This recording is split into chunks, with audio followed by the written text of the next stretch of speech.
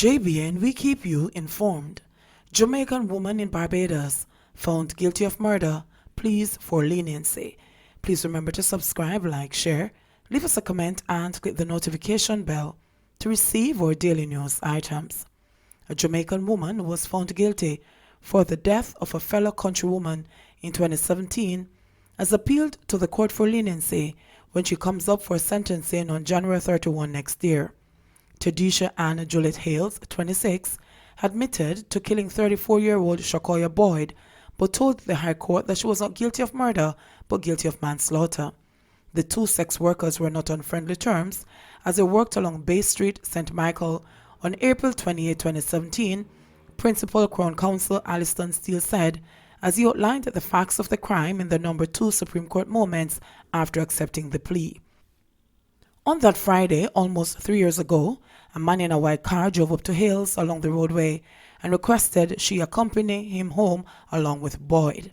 Hales said no, as she and Boyd were not on speaking terms. The client went to Boyd and spoke to her before leaving. Moments later, Boyd walked over to Hales quarreling and the fight started. Hales pulled a knife and stabbed Boyd several times, causing her to fall to the ground. People intervened and rendered assistance, while Hales walked away from the scene onto Drummond's Lane, where she threw the knife onto the compound of the old hospital. Boyd was taken to the Queen Elizabeth Hospital, where she succumbed to her injuries. Hales was later detained and told police, "Miss, she come up in my face and I had to defend myself."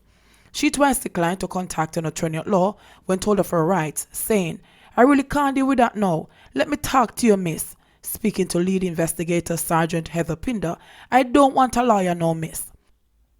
In her statement to police, which Hales opted to write herself, she revealed that she and the deceased were friends at one point, but had a falling out due to a confrontation involving another woman named Chin. Chin was troubling me and calling me names, and I went and reported her to the police station. Them went and looked for her, but them never see her. But we had talked over the matter, and I thought the whole thing had stopped. She told police she did not know the man in the car by name, but referred to him as Glasses. The man, she explained, stopped by the stoplights for both of us, but because they were not speaking to each other, I said I'm not coming and he must go.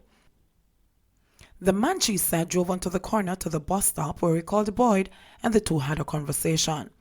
After she finished talking with him, she started cursing me and calling me names and come up in my face. She wrote in the statement, adding that Boyd pushed her and she pushed back before a third woman came and separated them.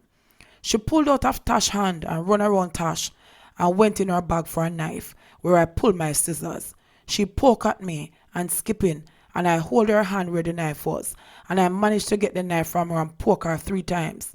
Then Tash held me by my ear and arms and told me to go. Hales said she left the scene with the knife and subsequently threw it away. She boarded a taxi for her home but was stopped by police and taken to the police station. The convicted woman held on her head as the prosecutor gave the details of what occurred that night. She, however, lifted her head and watched as the prosecutor showed photographs of the scene and again when she addressed Justice Worrell. "Sir, I would like to apologize to the court, to Shakoya's family. I would like also apologize to my family. I would like to apologize for coming in this country and getting in this type of problem. And I'm asking, please, if you can find it in your heart to be lenient and have mercy on me, because I've never been in trouble such as this type so far. Never. I have never even get an arrest in my country, and I come into somebody else's country and get locked up."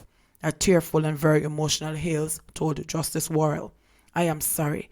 I really am sorry for my actions, because I didn't just hurt one, I hurt all.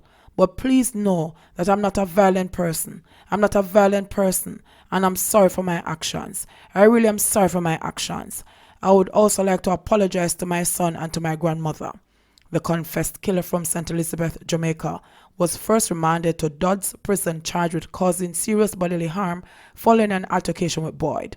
The charge was later upgraded to murder based on the outcome of an autopsy. The postmortem revealed that the deceased sustained 14 injuries. Death was due to hemorrhage from a stab wound to the neck. The convicted woman will reappear in court on January 31, 2020 for sentencing. JBN, we keep you informed. Please remember to subscribe, like, share, leave us a comment and click the notification bell to receive our daily news items.